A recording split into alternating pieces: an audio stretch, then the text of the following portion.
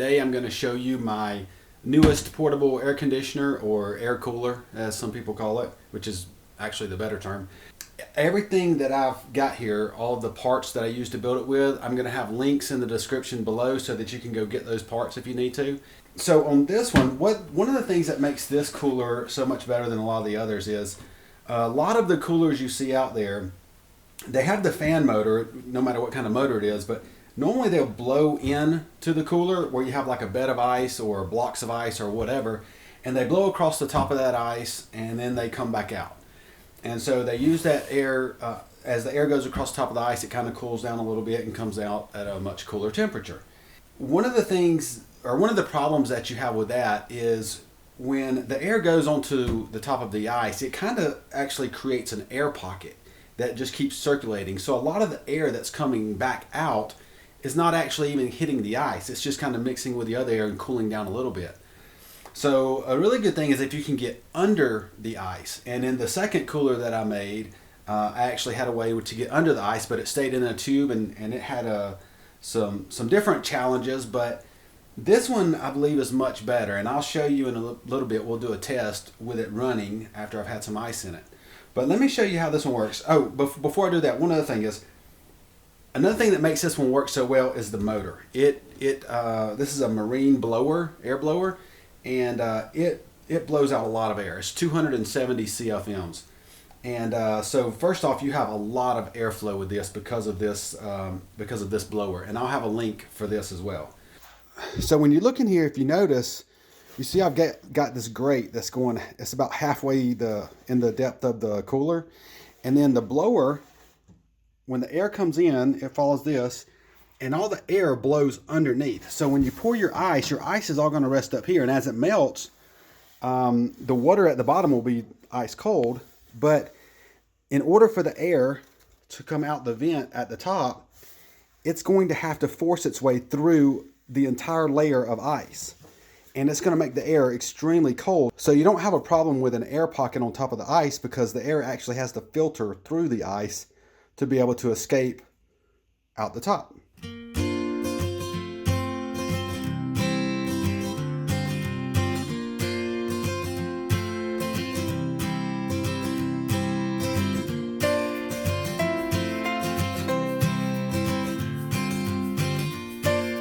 So I'm really excited about this air conditioner. I think it's one of my best ones yet. And the reason is because it just blows out a ton of air, and the air is really cold. It's probably the coldest out of all of the portable ACs that I've built like this. And let me show you how cold it is coming out.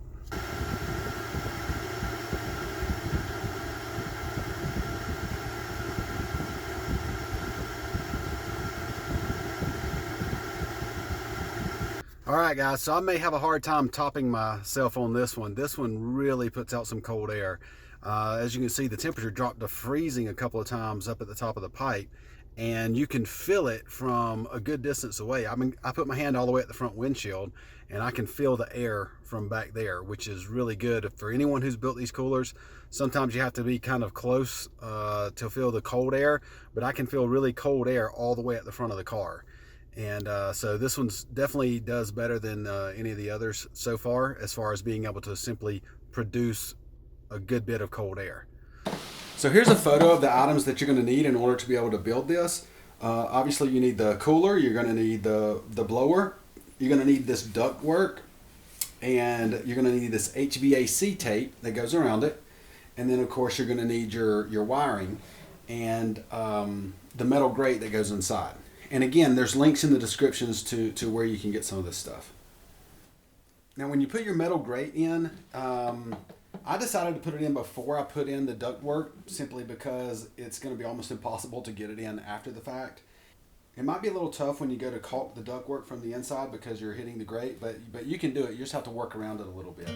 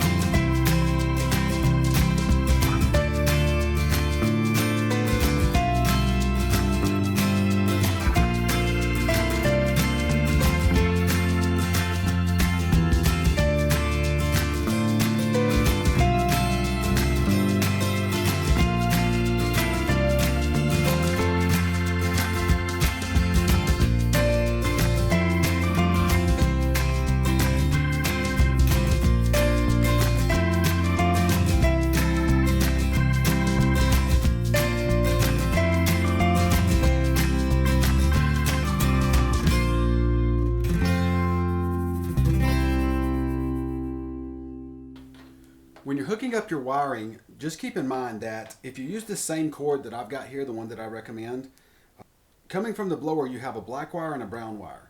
And the wire that's going to plug into your cigarette lighter actually has 3 wires. It has a red, a yellow, and a black. So if you use this same exact wire, you're going to want to hook the black and the yellow from the lighter to the black cord on the blower. And then you're going to want to hook the red cord or the red wire from the lighter to the brown cord on the blower.